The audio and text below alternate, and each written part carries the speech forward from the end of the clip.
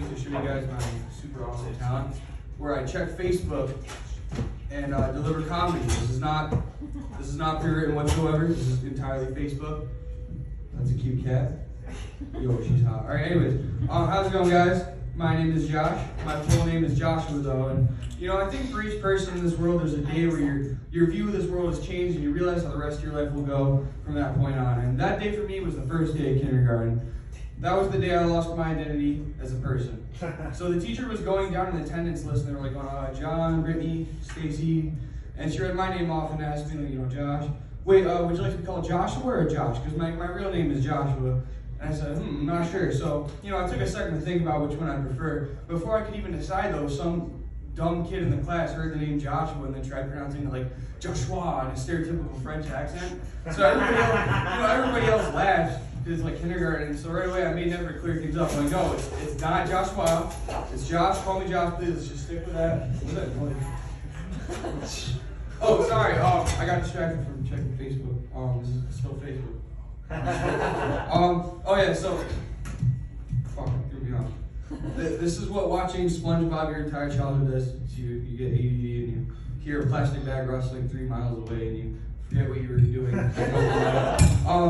Oh yeah, so the kid, I was like, no, I'm trying to clear it up. I'm like, no, it's not Joshua, it's Josh. Call me Josh, please. Let's just stick with that. Then some other kid heard that same thing and he's like, no guys, it's Joshua. Don't listen to Joshua. And they all laughed again, and they called me for the next couple of years. And then when we had sex ed in middle school, it kind of changed from like Josh to queer. It was a pretty fast transition, but that stuck for a while.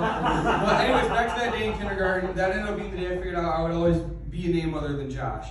First it was Joshua, like I said, then queer, then let's see, what was the next? Oh, the next one was Polly. That one was because I came into school like gel in my hair one day, and this one kid was like calling me Pauly D from Jersey Shore because I was like new at the time.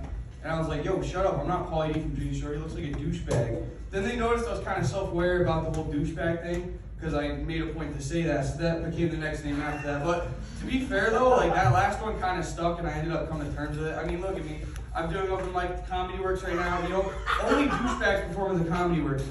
Sorry. I'll go to the Funny Bone next week and Cross Gates. Anyways, I'm supposed around. Anyways, recently, that line of thought, though, about the nicknames, it became an issue. So, my girlfriend walked up to me and said, hey, sexy, and I started crying and was like, it's Josh! It's Josh for the last fucking time! My name is Josh! And she was shocked, and she looked at me and she's like, Jesus Christ, babe, I was going to ask if you wanted to go to an open mic tonight. Remember the one we always pass by when we're walking in Saratoga? And I'm like, oh, yeah, I'd rather be called Gaylord for 3 years in a row, honestly. She was like, come on, Josh, you're really funny. I'm sure you can do better than the guy that comes every time makes the 9/11 jokes. Like, you know how anyone ever run any other one of these before? There's always one guy that makes the 9/11 joke, or two. Sometimes there's two. It's like the new comedy show right now. Anyways, she's like, come on, that joke, like every single time they steal it from Amy Schumer. And I'm like, all right, whoever that guy is that made that joke though, he's like Robin Hood. He's stealing from Amy Schumer's vast collection of her own stolen jokes, and he's giving it to us peasants. God bless that man. And also, my other thought was, you really think I'm better than that guy with the 9/11 jokes? I was like, well, you're really not. I was kind of lying to you, but you have to beat him at this open mic. Because if I hear one more corny ass joke, but we're with my family, I'm breaking up with you. Like, seriously, you have a fucking problem. You know my uncle still thinks you have a brain injury? You gotta tell these stupid jokes at this comedy club, or at least anywhere else than to me, because this is the last time I'm gonna hear the one about the blue paint. And I said, all right, fine. So here I am. And, and I need to give you guys context about the blue paint thing. Ready? All right, it's genius. I came up with it myself. So what's blue and smells like red paint? Blue paint. That's the joke she thought would blow all you guys out of the water.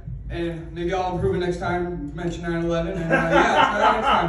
Have a good night. Have a good night.